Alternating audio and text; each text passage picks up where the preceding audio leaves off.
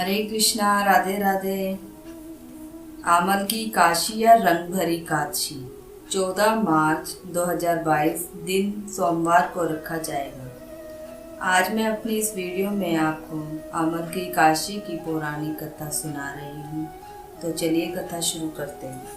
होलिका दहन के 4 दिन पूर्व फागुन के शुक्ल पक्ष की इस काशी का नाम आमल की काशी है।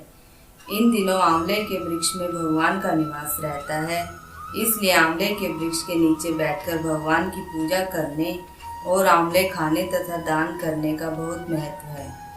ब्रह्म ऋषि वशिष्ठ जी और महाराज मदांता के मध्य संवाद के रूप में जो कथा हुई थी वही मैं आपसे आज शेयर कर रही हूँ।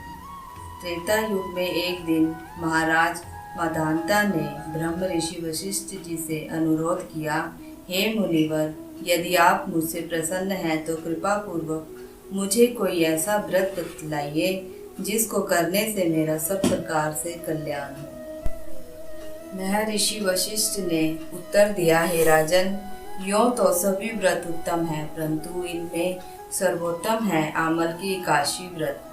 फागुन मास के शुक्ल पक्ष की इस आमल की काशी का व्रत करने से सभी पाप नष्ट हो जाते हैं। इस व्रत को करने से 1000 गायों के दान करने के बराबर पुण्य प्राप्त होता है। इस बारे में एक कथा मैं आपको सुनाता हूँ, ध्यान पूर्वक सुनिए। वैदिक नामक एक नगर में ब्राह्मण, क्षत्रिय, वैश्य, शूद्र चारों वर्णों के परिवार आनंद पूर्वक रहा करते थे। वहाँ सदैव वेद ध्वनि गूंजा करती थी। पापी, दुराचारी तथा नास्तिक कोई भी नहीं था। उस नगर में चैत्र रथ नाम का चंद्रवंशी राजा राज्य करता था। सभी नगरवासी भगवान विष्णु के परम भक्त थे और सभी नियम पूर्वक एकादशियों का व्रत किया करते थे। प्रत्येक वर्ष के समान फागुन मास के शुक्ल पक्ष की आमल की काशी आई। उस दिन राजा, प्रजा तथा बाल वृद्ध सब ने हर्ष पूर्वक व्रत किया। राजा अपनी प्रजा के साथ मंदिर में जाकर कुंभ स्थापित करके धूप, दीप, नैवेद्य, पंचरत्न आदि से आंवले का पूजन करके इस प्रकार स्तुति करने लगा कि हे धात्री, आप ब्रह्मा जी द्वारा उत्पन्न हो और समस्त पापों का नाश करने वाले हो, अतः आपको मेरा नमस्कार है। अब आप मेरा अर्थ स्वीकार करें।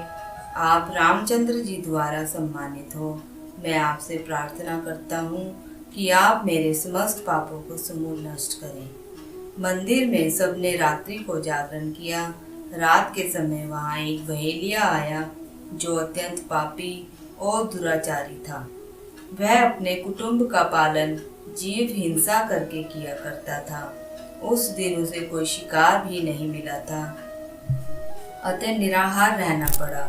भूख तथा प्यास से अत्यंत व्याकुल वह बहेलिया मंदिर के एक कोने में बैठ गया और विष्णु भगवान तथा एकादशी महात्म्य की कथा सुनने लगा। इस प्रकार अन्य मनुष्यों की भांति उसने भी सारी रात जागकर बिता दी। प्रातःकाल घर आकर उसने भोजन किया। कुछ समय के बाद उस बहेलिये की मृत्यु हो गई। आमल की काशी का व्रत व जागरण करने के कारण अगले जन्म में उस बहेलिये ने राजा विदुरथ के घर जन्म लिया। उसका नाम वसुरथ रखा गया।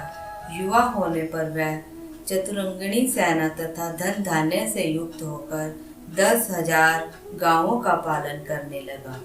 वह तेज में सूर्य के समान, कांति में चंद्रमा के समान, वीरता में भगवान विष्णु के समान और क्षमा में पृथ्वी के समान था। वह अत्यंत धार्मिक, सत्यवादी, कर्मवीर एवं विष्णु भक्त राजा बना। प्रजा का पालन, सम्मान और यज्ञ करना तथा दान देना उसका नित्य कर्तव्य बन गया था। एक दिन राजा वसुरथ शिकार खेलने के लिए वन गया। देव योग से वह मार्ग भी भूल गया और रात्रि हो जाने के कारण उसी वन में एक वृक्ष के नीचे वह सो गया। थोड़ी देर के बाद पहाड़ी मलेच्छे वहां पर आए और राजा को अकेला देखकर मारो मारो की आवाजें लगाते हुए वसुरथ की ओर दौड़े।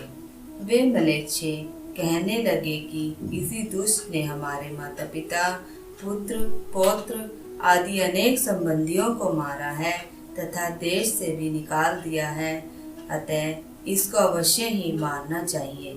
ऐसा कहकर वे म्लेच्छ अस्त्रों का प्रहार उस पर करने लगे। अनेक अस्त्र शस्त्र राजा के शरीर पर गिरते ही नष्ट हो जाते थे और उनका वार पुष्पों के समान प्रतीत होता था। अब उन म्लेच्छों के अस्त्र तथा शस्त्र उल्टा उन्हीं पर प्रहार करने लगे, जिससे वे घायल भी होने लगे। इसी समय राजा को भी मूर्छा आ गई। उस समय राजा के शरीर से एक दिव्य स्त्री उत्पन्न हुई।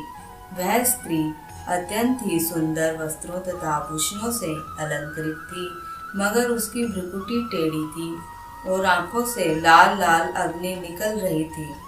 वह सभी स्त्री म्लेच्छों को मारने के लिए दौड़ी और थोड़ी ही देर में उसने सब म्लेच्छों को काल के गाल में पहुंचा दिया।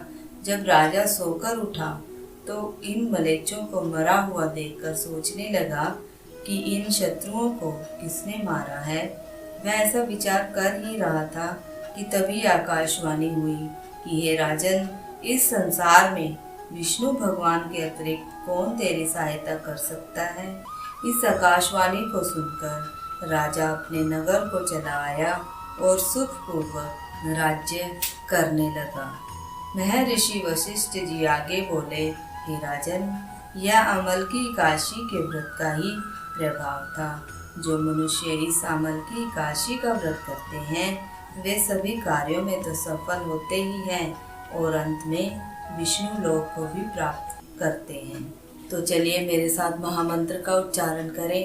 हरे कृष्णा कृष्णा कृष्णा हरे हरे, हरे राम राम राम हरे हरे।